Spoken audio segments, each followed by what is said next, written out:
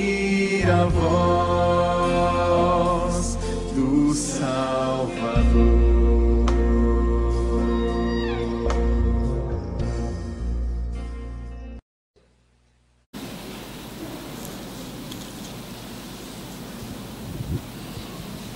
Até o versículo 14.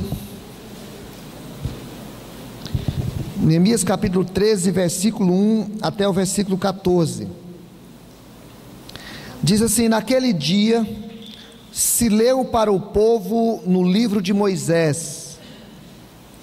Achou-se escrito que os amonitas e os moabitas não entrassem jamais na congregação de Deus, porquanto não tinham saído ao encontro dos filhos de Israel com pão e água.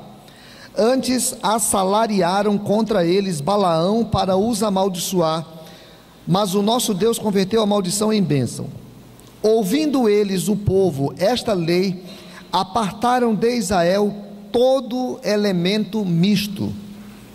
Ora, antes disso, Eliasibe, sacerdote encarregado da câmara da casa do nosso Deus, se tinha aparentado com Tobias, e fizera para este uma câmara grande, onde dantes se depositavam as ofertas de manjares, o incenso, os utensílios e os dízimos dos cereais, do vinho e do azeite que se ordenaram para os levitas, cantores e porteiros, como também contribuições para os sacerdotes.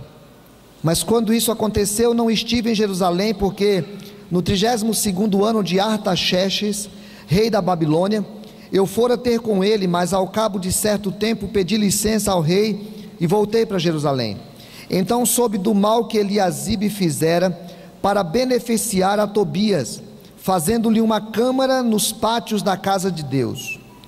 Isso muito me indignou, a tal ponto que atirei todos os móveis da casa de Tobias fora da câmara.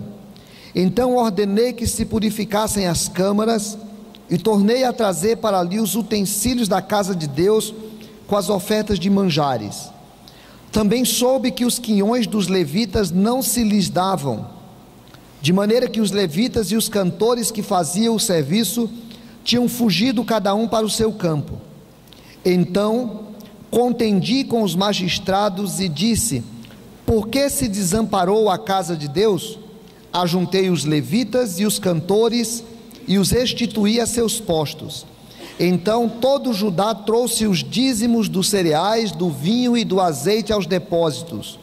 Por tesoureiros dos depósitos pus Selemias, o sacerdote, Zadoque, o escrivão, e dentre os levitas Pedaías, como assistente deles Anã, filho de Zacur, filho de Matanias, porque foram achados fiéis, e se lhes encarregou que repartisse as porções para seus irmãos. Por isso, Deus meu, lembra-te de mim, e não apague as beneficências que eu fiz à casa do meu Deus para o seu serviço. Eu queria convidar para a gente ler o versículo 3 juntos. Vamos ler? Versículo 3. Ouvindo eles, o povo, esta lei, apartaram de Israel todo o elemento misto. Depois, para a gente ler lá no versículo 9: então ordenei que se purificassem as câmaras e tornei a trazer para ali os utensílios da casa de Deus com as ofertas de manjares e o incenso. E por último, para a gente ler o versículo 11 e 12: então contendi com os magistrados e disse: por que se desamparou a casa de Deus? Ajuntei os levitas e os cantores e os restituí a seus postos. Então todo Judá trouxe os dízimos dos cereais, do vinho e do azeite aos depósitos. Pai, nesse instante que nos rendemos diante do Senhor para ouvir a Tua palavra, nesse dia chuvoso, dia de clima agradável, que o Senhor nos dá esse privilégio, nós o fazemos com temor, porque é a Tua palavra, e porque nós somos os Teus servos, os Teus filhos, e muito do que se fala nesse texto também fala ao nosso coração, Muitos dos erros daqueles irmãos são às vezes os nossos erros, e nós queremos pedir ao Espírito Santo do Senhor que torne o nosso coração sensível, para que a gente ouça e tire aquilo que o Senhor quer para a nossa vida. Oramos pela vida de cada pessoa aqui. Quem entrou hoje lembrando de alguém enfermo, ou quem está aqui hoje com algum problema maior do que a sua capacidade de resolução, ou quem está passando por alguma dificuldade específica, nós rogamos que a mão do Senhor seja sobre cada um de nós, Pai, e que cada vida lembrada nesse instante seja apresentada diante do Teu altar, em nome de Jesus, amém, Pai. Eu, quando era criança na igreja, ouvi uma pregação, uma vez, que gosto muito dela, do texto, sempre me fala ao coração, que foi um dia que Jesus curou um cego, e na hora que ele foi curar o cego, ele foi lá, tocou o olho do cego, e depois perguntou para ele: você está enxergando? E ele disse: estou, mas eu estou vendo meio os homens como árvores. E aí eu lembro que criança na igreja, sentado por ali, e eu fechava meio que o olho assim, para tentar ver as pessoas, para ver como é que vê as pessoas como árvores. Era aquela ideia de ter uma imagem de alguma coisa que não se define direito o que é. E aí eu ficava incomodado, por que Jesus curou o homem, mas não curou direito? E aí depois Jesus vai lá e toca de novo, e agora ele está enxergando plenamente. E eu sempre me vem à cabeça e me vem ao coração o sentimento de que às vezes a minha sensação é que eu passo alguns tempos, ou passo algumas situações em que eu não fico enxergando direito as coisas. Nós estamos acompanhando essa história. O povo de Israel era povo de Deus, Deus escolheu Abraão, Deus formou um povo, Deus libertou o povo do Egito, organizou esse povo durante 40 anos no deserto, para que pudessem depender dele, aprender dele, se estabelecer na terra e viver na dependência dele. Era povo de Deus como nós somos, mas era um povo que de vez em quando relaxava no cuidado com as coisas de Deus. E por que relaxava? O Senhor então, depois de muitos anos, de décadas, de séculos até, mandando profetas, pessoas que fossem lá falar com eles, ensinar, chamar atenção, o povo acabou sendo levado para o exílio, para que eles pudessem aprender de novo o que era depender de Deus. Foram para o exílio e passaram-se lá também várias décadas, quase mais de 70 anos na verdade, quando chegou o período de Neemias. E aí um dia Neemias está lá em Babilônia, vem alguns dos seus irmãos de lá e ele pergunta como é que está Jerusalém. E o povo fala, e o rapaz fala para ele: olha, Jerusalém está terrível, os muros estão quebrados, o povo passa necessidade, está uma situação de dar dó. E aí Neemias ora ao Senhor, e aí nós fomos acompanhando essa história. Ele ora ao Senhor, se dispõe para poder ir lá fazer a reforma da cidade. A reforma era a reforma do muro, era a reforma social e era a reforma do templo, todo o projeto que Esdras já estava fazendo. Era a reforma da vida, era a reforma de um jeito de ser. E ele foi lá, nós fomos acompanhando, passou por várias situações, até que ele reconstruiu os muros, mas ainda precisava mais, porque reconstrução é mais do que a gente ir lá e fazer as coisas físicas. Isso não é uma reforma, isso é um arremedo de reforma. Ele poderia ir lá e reconstruir o muro, ele poderia ir lá organizar o templo, mas não fazer a reforma. Era preciso que o povo tomasse novas atitudes, era preciso que novas posturas fossem tomadas dentro do coração. Nesse período nós ficamos insistindo basicamente 4 coisas: a reforma que a gente precisa fazer na nossa vida, aspectos que eu preciso parar na minha vida para reconstruir, para refazer. Tem alguma coisa na minha vida que estava precisando ser reconstruída? Segundo, a reforma que precisava ser refeita ou ser feita na nossa igreja. aliás, na nossa família, há coisas, práticas, situações, coisinhas que lá na nossa casa a gente estava precisando dar uma arrumada, porque a casa poderia estar meio igual Jerusalém, assim, meio desorganizada. A vida espiritual da nossa família poderia estar meio desorganizada lá. Terceiro, a nossa vida enquanto cristão numa igreja. Qual era a reforma que estava sendo necessária na minha vida espiritual como membro de igreja? E quarto, a reforma que precisa ser feita na cidade a partir da minha vida. Na minha vida, eu preciso melhorar a postura dentro da cidade de Porto Velho. Eu sou cidadão dessa cidade e a cidade precisa melhorar, mas alguma coisa precisa ser feita na minha vida. Esse foi a tônica que a gente veio trabalhando nesse período no texto de Neemias.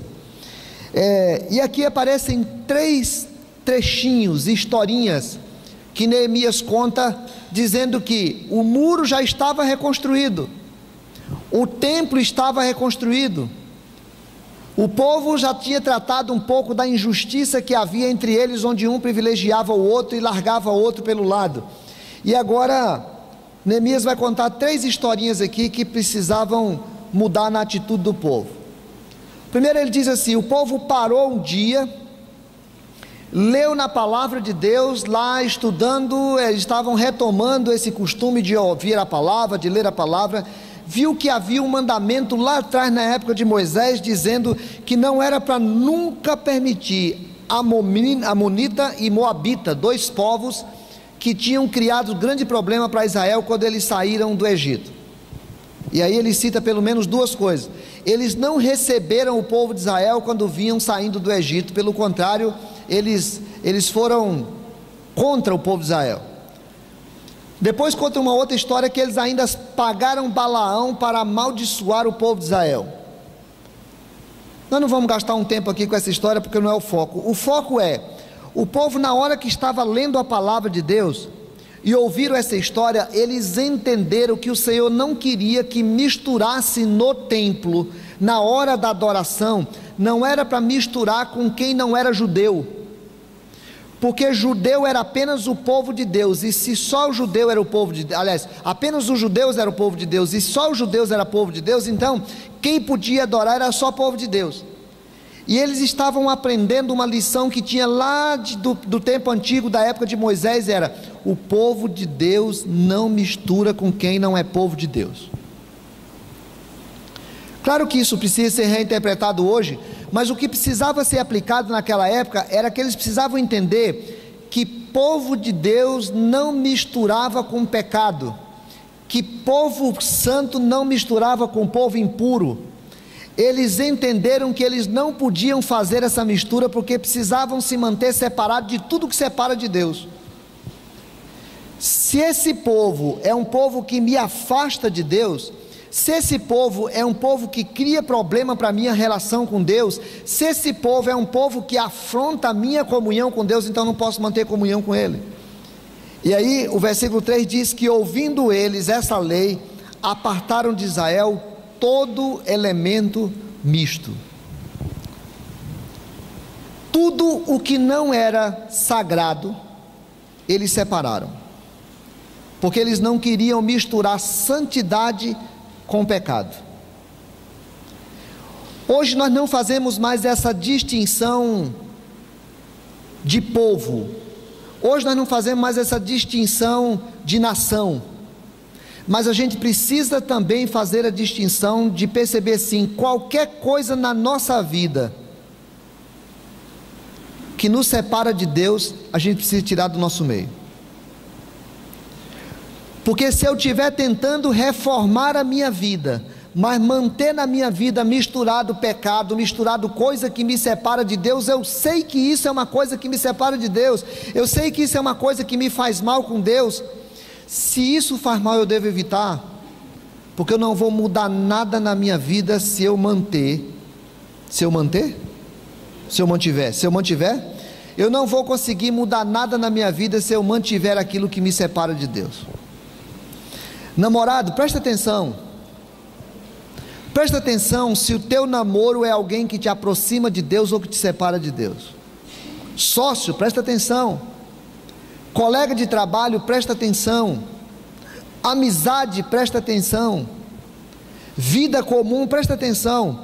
Tem alguma coisa que ao invés de te aproximar de Deus, te separa de Deus? Tira enquanto é tempo. Não é possível eu mudar alguns aspectos da minha família, da minha vivência familiar, se eu continuar mantendo coisa que eu sei que faz mal, que separa a minha família de Deus.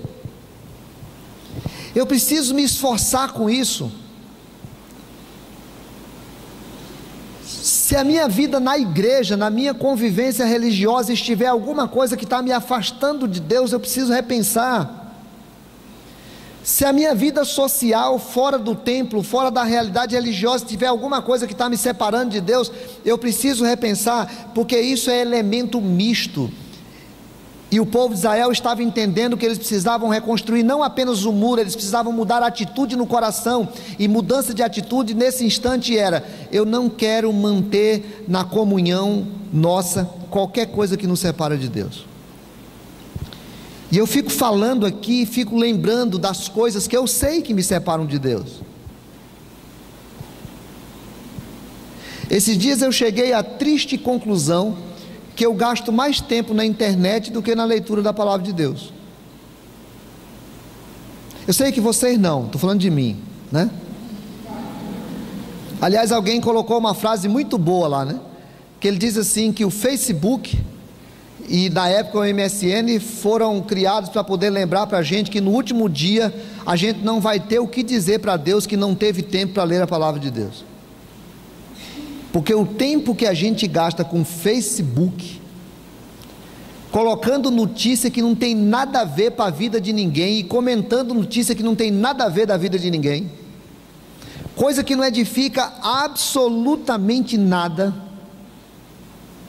Se a gente parar para o tempo que se gasta diante da televisão, se a gente parar para perceber algumas amizades que nós fazemos questão de manter, que não são amizades que nós estamos mantendo porque estamos querendo ganhá-las para Cristo, mas porque elas estão querendo nos ganhar para o mundo.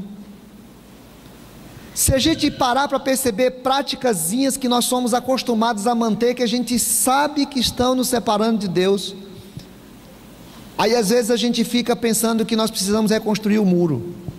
O problema não é o muro, o problema é o que está dentro do muro agora, porque o muro já foi reconstruído, mas tem coisa dentro do muro precisando ser refeita. Segunda atitude e a segunda história que Neemias apresenta: construiu-se o templo. O templo não era só o templo, como é todo o pátio do templo, tudo que tinha no entorno do templo era sagrado. Aquele lugar era sagrado. Tobias era um sujeito não muito querido entre eles. Tobias era um sujeito que tinha criado problema para eles lá no início da reconstrução, mas o Tobias se aparentou do sumo sacerdote. Neemias teve que passar um tempo, voltar lá para a Babilônia, e aí quando ele volta, ele fica sabendo que o sumo sacerdote pegou uma área do templo, uma casa, um lugar, um cômodo do templo e fez para Tobias. Aquele lugar não podia morar gente que não fosse levita, não podia viver gente que não fosse levita. O sumo sacerdote falou: rapaz, eu vou arrumar um lugarzinho para o meu parente. Parente é um negócio, né? Eu vou arrumar um lugarzinho para o meu parente, eu vou arrumar uma boquinha para o meu parente. Já viu falar isso assim? Eu vou arrumar um cantinho para o meu parente. O problema não era o parente apenas, a questão não era o parente, a questão era o sumo sacerdote. Desculpa, era o sacerdote, já estou promovendo o cara aqui. O problema não era o parente, o problema era o sacerdote perder a noção de temor de Deus. Eu acho que pode. Eu tenho falado para a gente nunca confundir esse templo com aquele templo. Esse templo não tem nada a ver com aquele templo. Aquele templo era único, aquele templo era sagrado, aquele templo era o lugar que as pessoas estavam para para absolutamente consagrar ao Senhor. Aquele templo não podia ter qualquer coisa que não fosse de dedicação ao Senhor. Agora o sacerdote achou que pode. É quando a consciência de temor de Deus se perde e a gente acha que pode fazer qualquer coisa. Não tem problema.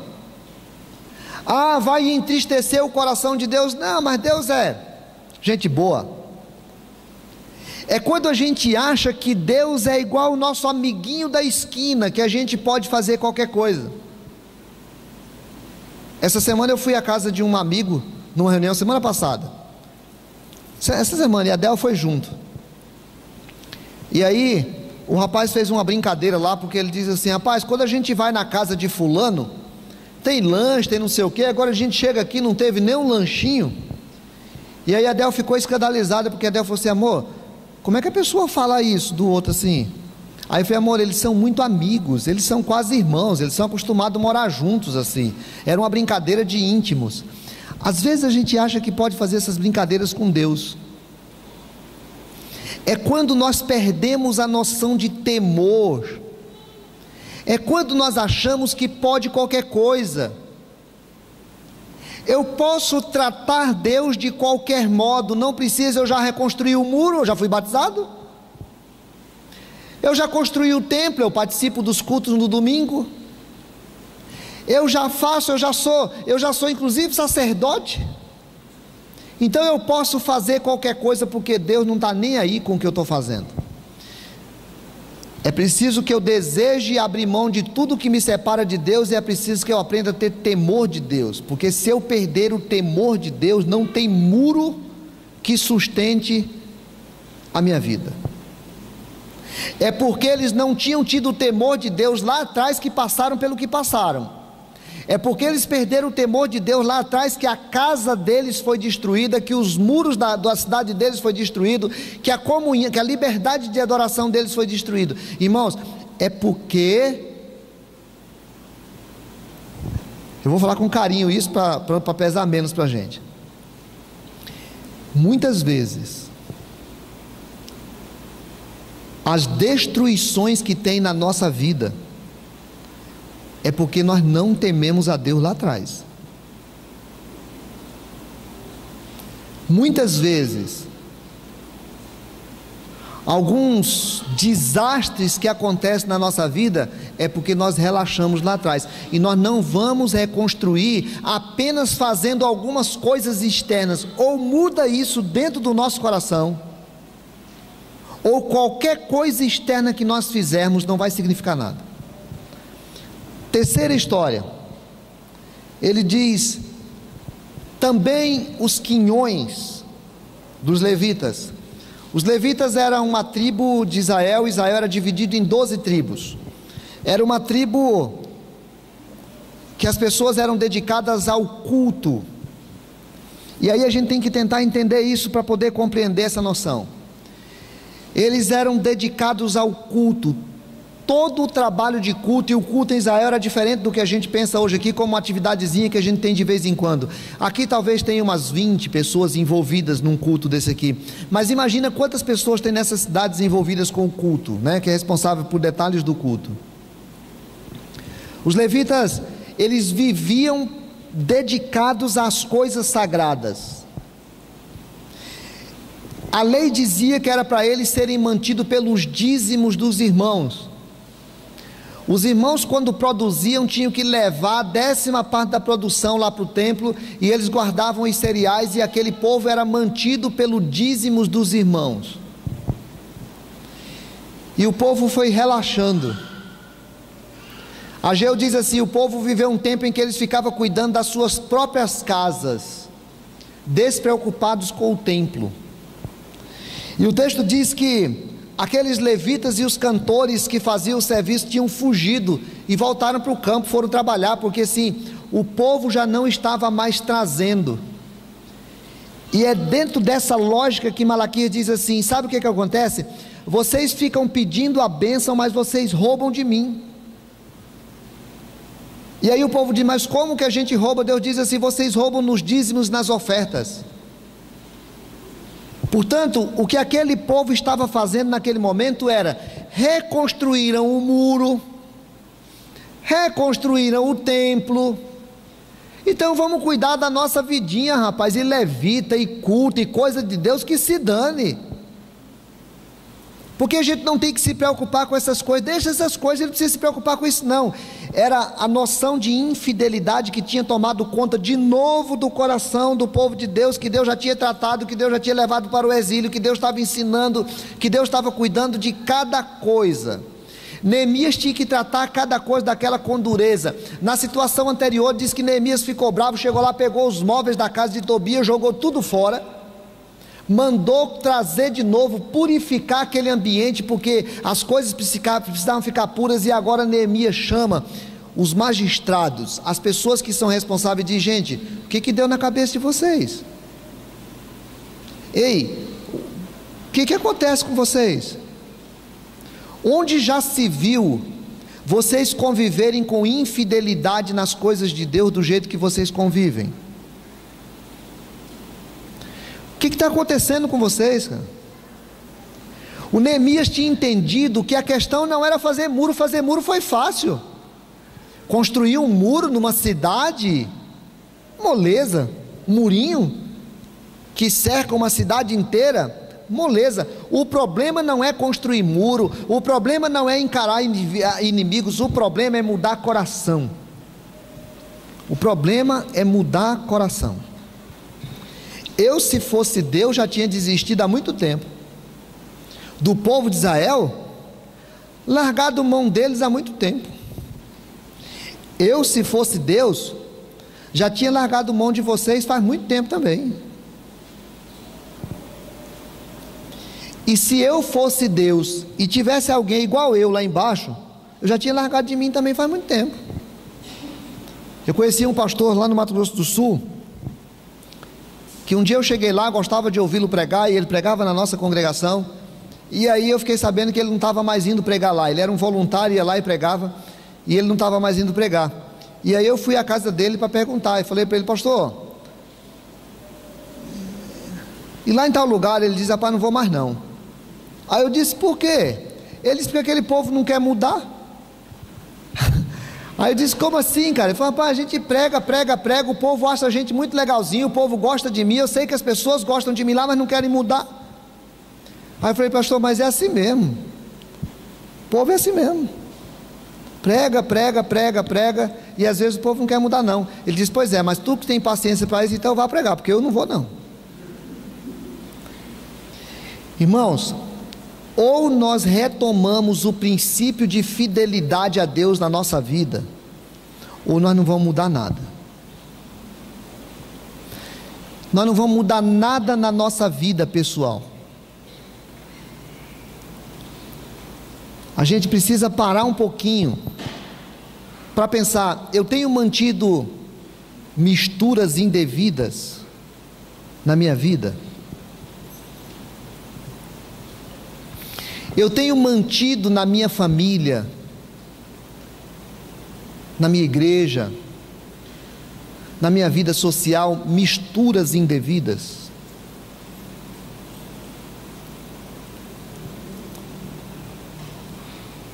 Eu tenho faltado o temor de Deus na minha vida, onde eu vou vivendo às vezes sem ter a noção de que preciso temer a Deus, porque Deus não é meu amigo de casa, não é Deus, o Deus Criador. Eu tenho mantido o princípio de fidelidade a Deus. Eu não posso roubar a Deus. Não é negócio de dízimo só não, é a atitude das pessoas em relação às coisas sagradas. Não era só o dízimo, era a postura das pessoas em relação às coisas sagradas. Tem gente que não entrega dízimo há muitos anos. Não faz falta seu dinheiro. A gente pode ter certeza, quem não entrega dízimo, seu dinheiro não faz falta. O que faz falta é a sua fidelidade. Porque igreja não é feita de dinheiro, ela é feita de fidelidade.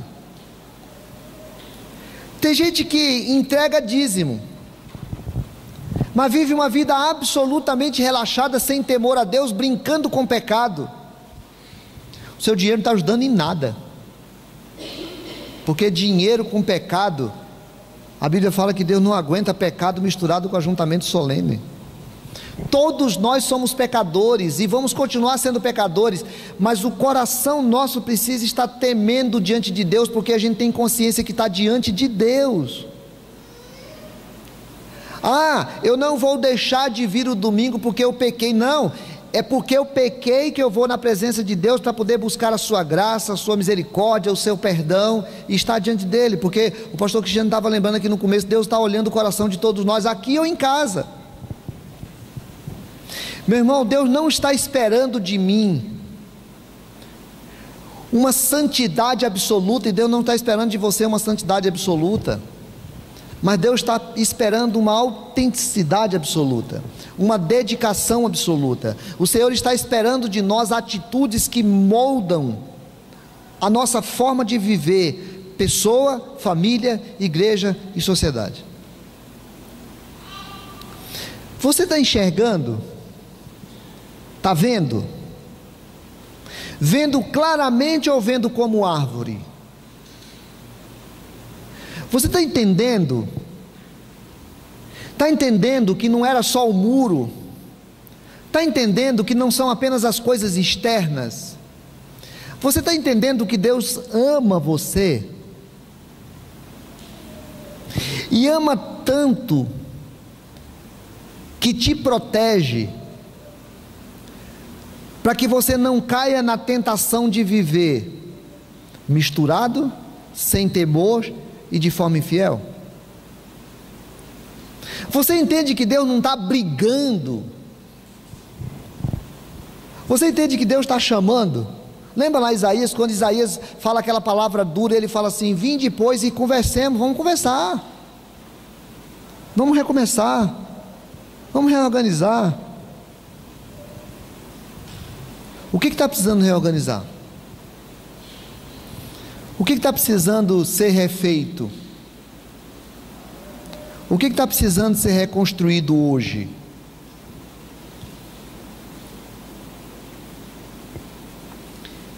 E eu queria que a gente parasse e falasse com Deus isso. Fala com o Senhor. Tem alguma coisa que você fala: Senhor, eu hoje paro para entender que eu ando misturando umas coisas que eu não devo misturar. Senhor, eu reconheço que eu tenho perdido o temor do Senhor, assim como aquele sacerdote, ao colocar na casa de Deus o Tobias. Senhor, igual aquele povo abandonou, eu também estou fazendo.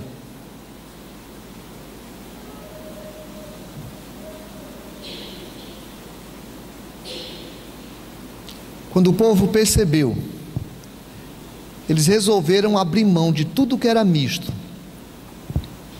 Quando Neemias soube, ele resolveu jogar fora todos os móveis e purificar aquele espaço. E quando o povo entendeu, eles resolveram trazer os dízimos, as ofertas, e Neemias trouxe de volta cada um dos levitas e cantores, e colocou cada um nos seus postos, porque o povo estava agora entendendo a fidelidade a Deus. O convite é que a gente ore e retome com o Senhor alguma coisa que estamos precisando retomar. Vamos fazê-lo?